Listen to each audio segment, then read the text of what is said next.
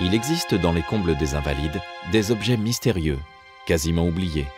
Des maquettes colossales à la frontière de l'histoire et de la géographie, outils de stratégie militaire devenus œuvres d'art.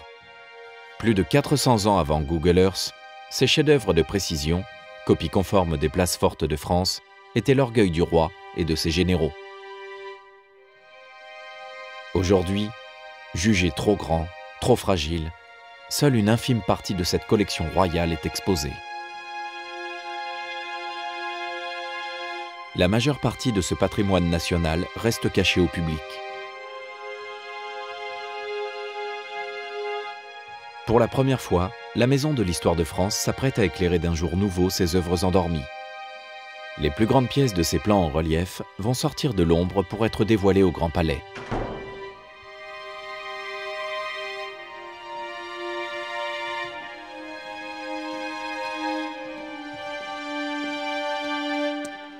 Ces objets étaient des objets de programmation, comme toute maquette pour un promoteur qui veut, ou un architecte qui veut étudier son projet. Et donc ces maquettes étaient là pour ça. Elles étaient faites assez rapidement à partir de la fin du XVIIe siècle. Et puis, comme c'était une collection royale, pour les besoins stratégiques du pouvoir royal, elles sont devenues de plus en plus minutieuses et ce sont devenues de véritables objets d'art. En tout, il y a eu 250 plans reliefs fabriqués. Aujourd'hui, la collection est d'environ une centaine, ce qui est tout à fait exceptionnel, et surtout par leur dimension, puisque les plus grandes font 160, 140 mètres carrés. L'importance de cette exposition, elle réside dans le fait que nous avons seulement 28 plans reliefs qui sont présentés dans l'exposition permanente, et celles qui seront présentées sont des maquettes qui parfois ne sont jamais sorties même des Invalides, où elles ont été construites ici et elles ne sont jamais sorties. Donc c'est une grande première et c'est une sorte d'exploit auquel on est confronté. L'exploit tient d'abord à la nature de ces œuvres. Chacune des 16 maquettes qui doivent être exposées au Grand Palais est constituée de plusieurs tables montées sur des structures complexes. Des puzzles géants qui peuvent atteindre 160 mètres carrés, mais d'une fragilité extrême. Problème, ces pièces de musée n'ont pas toujours été conservées dans des conditions idéales. Chaque manipulation menace ce patrimoine de plus de 400 ans. Normalement, c'est la table 1 qui a les goujons. Là, c'est la table 2. Mais c'est toujours 1, 2 ou 3. Pour encadrer les opérations, l'ancien restaurateur du musée a dû être rappelé. Il connaît chaque structure, chaque détail de ces plans dont la construction pouvait prendre jusqu'à 5 ans. Les ingénieurs topographes allaient sur place, relever toutes les maisons, relever, etc., les jardins, les élévations, etc. Et c'était quand même assez long sur le terrain déjà. Et ensuite, il fallait le reproduire d'après les cahiers de développement ou les épures. Toutes les maisons sont faites en tilleul, en général, recouvertes de papier. Alors, soit avec des ouvertures rapportées, soit des ouvertures creusées. Vous avez ensuite tout ce qui est champs, jardins ou arbres qui est fait en soie naturelle de différentes couleurs. En général, tous les plans reliefs sont faits à peu près à la période du printemps. Sinon, vous voyez la complexité de la cathédrale, elle est magnifique. Vous voyez là, c'est de la dentelle. Quand il faut faire ça en construction, c'est quand même assez long. On a quand même beaucoup de petits détails. Pour expliquer. Et dans cette exposition, chaque détail compte. Surtout pour Sarah Paronetto, la régisseuse. C'est elle qui a la charge de l'installation des œuvres au Grand Palais. Lors de l'exposition, elle ne disposera que de 5 jours pour acheminer et monter les plans dans la nef. Ça, voilà. Donc c'est quand même un bon chantier. Là, et puis le problème, c'est que toutes les caisses qui doivent aller là, on doit contourner. Ah oui, c'est ça. Pour que les plans puissent être assemblés en un temps record, il faut s'assurer que les 5000 pièces qui les composent sont en état. Certaines maquettes n'ont pas été montées depuis plus d'1 siècle. Chacune dispose d'une structure unique. Chaque pied, chaque traverse est recensée, réparée si nécessaire et reconditionnée. En 8 ans de carrière, Sarah a déjà réalisé près de 20 événements de ce type. Pourtant, pour elle, cette exposition sort du lot. Elle est hors norme parce qu'elle nécessite 8 mois de travail sur site. Les autres expos nécessitent vraiment beaucoup moins de temps, contre 5 jours d'installation.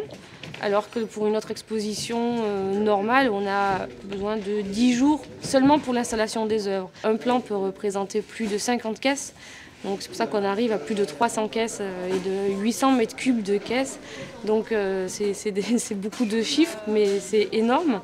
Donc effectivement, le régisseur est un peu le pivot de toute cette organisation-là, puisque c'est toujours des moyens humains et logistiques à déployer pour les campagnes photos, pour les vérifications piétements, pour l'emballage, etc. C'est un jeu de toutes les minutes de recadrer ce qui est en train de sortir du cadre, parce qu'il y a toujours des impondérables et des choses qu'on n'a pas prévues malgré tout le travail d'anticipation. Tout penser en grand et jusque dans les moindres détails, c'est aussi devenu l'obsession de Nathalie Crinier. J'en reviens quand même à mon histoire d'économie. Parce que si on ne construisait pas les blocs en bois, son agence de scénographie a été retenue pour mettre en scène l'exposition au Grand Palais.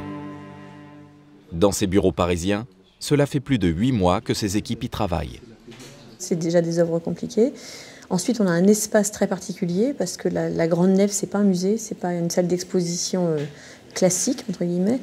Et puis, on avait le paramètre temps, c'est-à-dire qu'on ne nous dit pas vous avez un mois, on nous dit vous avez 5 jours.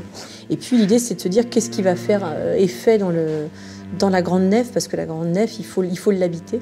Pour moi, l'idée, c'était de rentrer dans un paysage. Et puis après, vous alliez des plaines à la montagne. Mais c'était vraiment l'idée du paysage. Et donc, on a mis en place, en fait, ces grands miroirs en biais qui allaient tout de suite refléter le paysage. Donc, d'entrée de jeu, le visiteur allait être happé, en quelque sorte, par le paysage. Scénographe, éclairagiste, graphiste, 7 personnes travaillent à temps plein sur la mise en scène. Leur travail va de l'architecture de l'exposition au design des plaquettes pédagogiques. Leur but, mettre leur sens de l'esthétique au service du contenu défini par les commissaires de l'exposition. Pour que l'alchimie prenne, le dialogue est permanent. Donc on avait retenu d'utiliser le plus simple, le rouge. Leur logo, on peut le mettre qu'une fois. Et puis après, on avait dit qu'on reportait toutes les informations ici sur la Simèse. À l'heure de Google Earth, c'est pratiquement la France en 3D 3 siècles avant, ce qui est extraordinaire tout de même. Imaginez que ce sont les premières vues aériennes. Finalement, ces maquettes sont les premières vues aériennes de l'histoire. D'exhumer, pratiquement vraiment d'exhumer, des réserves du musée des plans reliefs, ces maquettes, dont certaines n'ont plus jamais été vues depuis un siècle pratiquement, illustrent bien un des rôles que nous entendons faire jouer à la Maison d'Histoire de France, c'est vraiment s'appuyer sur des objets de l'histoire pour mener une réflexion contemporaine. Qu'est-ce que c'est qu'un espace, qu'est-ce que c'est qu'un territoire, et au-delà même, qu'est-ce que c'est que la France, qu'est-ce que c'est qu'être français. Reste ensuite à imaginer des façons ludiques d'aborder ces thèmes. Et là aussi, la scénographe est à la manœuvre. On voit vraiment le détail des murs, des parements de pierre. On a des dispositifs audiovisuels, on a du texte d'accompagnement. Donc on a un dispositif pédagogique quand même assez important. On a au moins deux ou 3 dispositifs par plan relief. Celui qui est complètement latéral. Pour mettre en place ces dispositifs, des photographes sont venus grossir les équipes des Invalides. Ah ouais. On s'arrête juste, tu vois, la pointe des fossés à l'arrière. Un manège bien huilé et un dispositif un peu particulier. René Gabriel Ojeda réalise jusqu'à 30 prises de vue pour composer une seule et unique photo. Il faut dire qu'elle est hors du commun. Sa définition est 10 fois supérieure à celle des appareils grand public et sa netteté parfaite. Toutes les zones de flou persistantes ont été retouchées une par une. Comme ça. On zoome encore plus que ça d'ailleurs. D'accord, tu te mets comme ça et tu scrutes. Le résultat bluffe même les professionnels. Quand on bosse sur ce niveau de zoom, c'est vrai qu'on voit absolument tout. On voit le boulot qui a été fait, c'est absolument incroyable. Les maquettes sont tellement petites qu'on ne se rend pas compte du détail, alors que si on arrive à avoir des bornes, on peut voir justement ce niveau de détail. C'est quand même génial. C'est d'abord cette précision qui a séduit les conservateurs, et notamment Isabelle Varmos. Chargée d'études au musée des plans reliefs, elle est spécialiste des fortifications. Ça permet vraiment d'appréhender tous les détails architecturaux d'une ville, que ce soit la fortification, les bâtiments civils, religieux.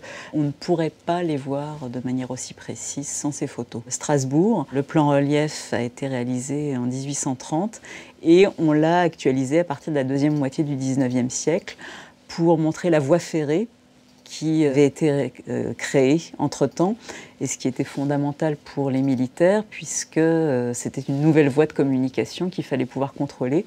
Donc on voit la nouvelle gare, le tracé du chemin de fer. En dehors de l'infiniment petit, l'intérêt de ces bornes, c'est aussi l'infiniment grand. Pour l'historienne, le changement d'échelle permet de mieux appréhender le rôle que ces maquettes tenaient à l'époque. Certains souverains en déplacement venaient visiter la galerie des plans reliefs et donc ça permettait de montrer voilà, l'état, la richesse des villes, la puissance des fortifications qui défendaient les frontières. On est comme si on était à vol d'oiseau et on comprend comment les ingénieurs militaires, quand ils ont conçu ces fortifications, eh bien, ils n'ont pas implanté les éléments de fortification au hasard, mais toujours pour se protéger d'une hauteur, pour barrer un cours d'eau, etc. Et là, on le comprend tout de suite. Des maquettes pour comprendre la géographie, maîtriser un territoire ou définir un plan de bataille. À chaque époque ses buts et sa modernité. Pour mettre en perspective l'histoire et faire partager l'exposition à un public plus large, la Maison de l'Histoire de France mise sur la modélisation numérique et sur Internet. Malgré le manque de temps, chaque plan est modélisé en 3 dimensions. Les designers 3D d'Internet ont remplacé les ingénieurs du roi. On passe au-dessus des différentes maquettes, un petit peu comme un avion survole une ville. C'est un véritable scan 3D de toutes ces maquettes. Une fois qu'on a également un nuage de points pour connaître les élévations, la modélisation est manuelle, bâtiment par bâtiment. Et pour les rendre plus réalistes, pour être fidèle à la maquette, on vient plaquer les différentes photos qu'on a prises à différents angles de vue. Et on colle les différents matériaux, les différentes textures qui sont en fait les photos qu'on a prises sous tous les angles. À ce niveau d'exigence, rien n'est automatique. Pour une seule maquette, il faut plus de 6 semaines de travail. Face à des délais extrêmement restreints, plus de 15 graphistes ont été recrutés à travers la France. Là, pour donner un ordre d'idée, ça fait 10 jours que je travaille dessus. Donc là, il m'en reste, à mon avis, au moins autant. Le processus est long, mais pour Sébastien Lucas, il est au cœur de la philosophie de la Maison de l'Histoire de France. Confronter le passé et le présent et faire de l'objet d'histoire un outil de compréhension de l'actualité. Ce qui nous a semblé effectivement intéressant, c'était de croiser ces méthodes actuelles et les plans reliefs. C'est de dire de Vauban à Google comment on montre les villes en 3D à 3 ou 4 siècles d'écart. Et surtout, comparer ces plans reliefs avec une vue actuelle des villes. Et voir par exemple qu'entre le plan relief effectivement de Brest et la ville actuelle, il n'y a quasiment plus aucune similitude ou très peu. Donc voilà, montrer l'évolution de la frontière de la France en règle générale, mais aussi à l'intérieur de ces villes, les évolutions dans les villes elles-mêmes. C'est le Google Earth du XVIIe siècle. Chaque ingénieur, soit ici à l'Institut culturel, soit en Californie, une fois que je leur parle de ce projet, ils sont vraiment ravis. Aux Invalides, la course contre la montre bat son plein. Dans quelques heures, les 350 caisses qui contiennent les plans reliefs vont traverser la Seine pour être exposées dans la nef du Grand Palais.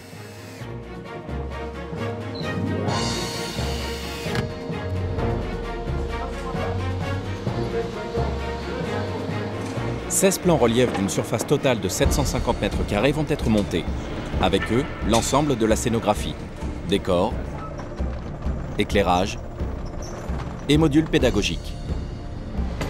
Avant ce sprint final, le marathon aura duré 8 mois. Mais désormais, c'est le moment de vérité. Un moment qui va durer 5 jours et 5 nuits. Sous la plus grande verrière d'Europe, les premières équipes sont dans les starting blocks. Sur le sol, elles décalquent au centimètre près les plans de la scénographie. Pour chaque marque de craie, une œuvre, une structure ou un dispositif multimédia correspond. Dans ce jeu de construction géant, aucune seconde ne doit être perdue. À minuit, les premiers semi-remorques rentrent sous la grande nef, presque ridicules dans ces 13 500 m². Ils apportent par tonnes les premiers éléments de la scénographie. Le montage commence instantanément. Charpentiers, échafaudeurs, électriciens, tous travaillent en même temps dans un rythme effréné. En 5 jours, il faut assembler plus de 4000 m² de parquet et monter les structures qui protégeront les plans reliefs. Transformer la grande nef en musée pour l'histoire.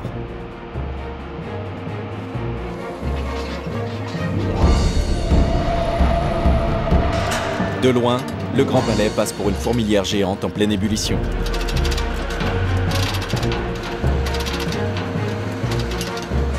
Mais dans ce ballet, la cadence est parfaitement réglée. Encadré par l'équipe de scénographie et les chefs de chantier, chacun des 250 ouvriers connaît son rôle sur le bout des doigts. Vas-y, continue. Toi aussi. Encore un peu. Vas-y, on lève encore. Philippe, là tu mets un blanc.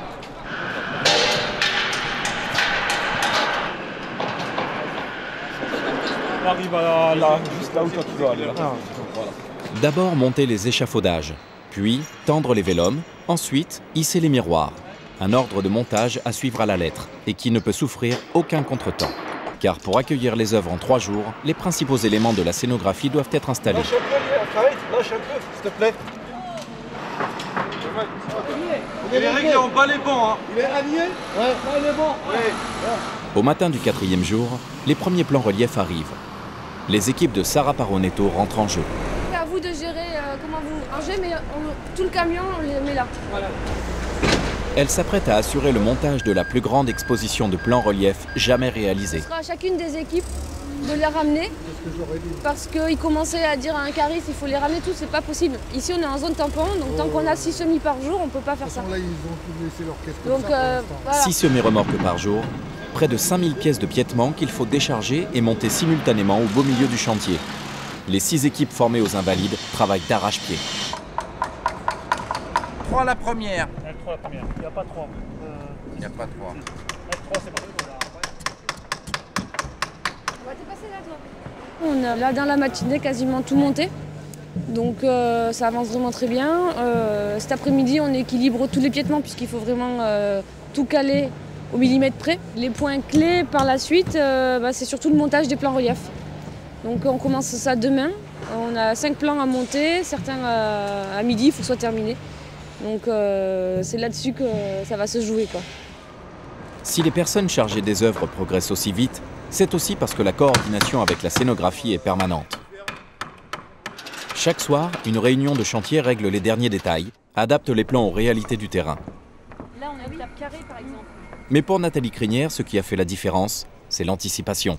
Il y a quand même des choses pas faciles. Bon, toutes les structures ont mérité quand même des études techniques. Je pense que le planning est déterminant et la préparation. Parce que je sais pas, quand on a vu que tout arrivait pré-peint, pré-découpé. Donc en fait, c'est comme un Lego. En fait. On arrivait avec ces Lego, on n'avait plus qu'à monter le système. Les moments clés, c'était le plancher qui était très lourd, la montée des vélums et la montée des miroirs. Ça, c'était des moments clés. Maintenant, le dernier moment clé, c'est venir protéger les plans reliefs. Et je pense qu'un des moments clés, maintenant, c'est Cherbourg. Entre-temps, il a fallu fixer près de 500 projecteurs et luminaires, étendre les simèses explicatives. Pour l'IGN, c'est une carte de la France au XIXe siècle. Toujours gigantisme et extrême précision, elle mesure 650 mètres carrés.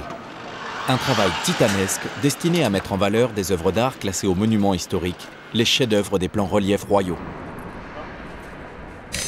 Des pièces uniques qu'il faut installer aussi rapidement que possible avec la plus grande dextérité. Pas question de confondre vitesse et précipitation. La 2A, il faut mettre là. Le bord, on l'attend parce qu'il y a la 4A et la 5A à mettre avant.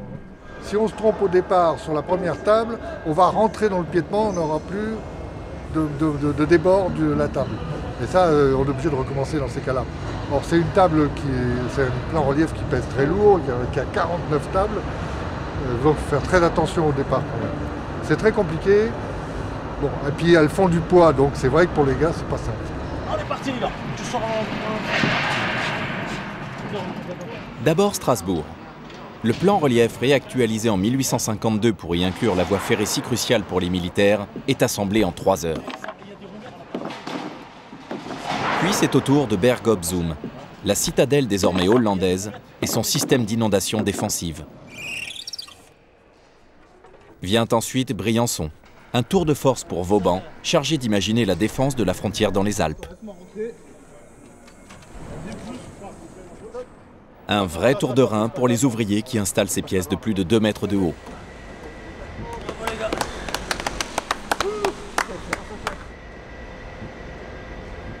La veille de l'exposition, c'est l'heure des ultimes finitions.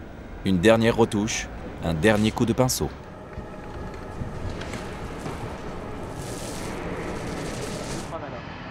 Alors que le soleil se couche sur le Grand Palais, la Maison de l'Histoire de France et ses partenaires sont en passe de remporter leur course contre le temps. Pour la jeune institution, un acte de naissance qui sonne comme une réussite. Les plans reliefs ont trouvé un nouvel écrin. La Grande Nef propose désormais à ses visiteurs un voyage dans le temps et dans l'espace pour découvrir l'histoire de la France et l'évolution de son territoire. Cette exposition est le premier événement réellement grand public et de la Maison de l'Histoire de France. Et pour cela, donc, nous avons réussi à réunir un panel de talents et à les associer, à les fédérer autour de ce projet pour qu'il soit justement accessible à tous et que chacun, au cours de cette visite, justement, puisse, à son niveau, y trouver les éléments qui vont venir nourrir sa curiosité et sa connaissance de ce patrimoine et d'un pan de l'histoire de France. Il s'agit vraiment d'une promenade autour des frontières de la France. Voilà, c'est une grande chance que nous avons eue et j'espère que le public sera au rendez-vous et que ça lui plaira autant qu'à nous. Dans leur promenade, les visiteurs découvrent Brest tel qu'ils ne l'ont jamais vu. 3 siècles avant les bombardements de la Seconde Guerre mondiale. C'est pas ça? Non. C'est par là où il y a un pont actuellement. Ils tentent de retrouver leur marque dans le Briançon de 1830. On a marché là-haut, une longue montée. Et maintenant il y a une grande ville ici. Parce que là, il y en a même 3. Il y en a un là-haut, un là. Pour certains, c'est une immersion dans le Mont-Saint-Michel de Louis XIV. Le toit n'est pas pareil maintenant. Non, voilà. Ou dans le Besançon de Louis XV. Ça, c'est Besançon. Ah oui, c'est très intéressant. Ça, c'est la maquette telle qu'elle est là. Oui, voilà. Ouais. Voilà. C'est la maquette. Incroyable, tous les jardins qu'il y avait dedans, vous avez vu? Oui. Incroyable. Un incroyable spectacle et un défi fantastique. Pour le relever et sortir de l'ombre ces chefs-d'œuvre des siècles passés, il aura fallu 8 mois de préparation et d'imagination. Et pour les 250 ouvriers qui l'ont mis en place, 10 jours, soit plus de 10 000 heures de travail sous la nef du Grand Palais. Les efforts nécessaires pour faire partager au plus grand nombre un patrimoine royal tombé dans l'oubli et finalement, éclairer l'histoire d'un jour nouveau.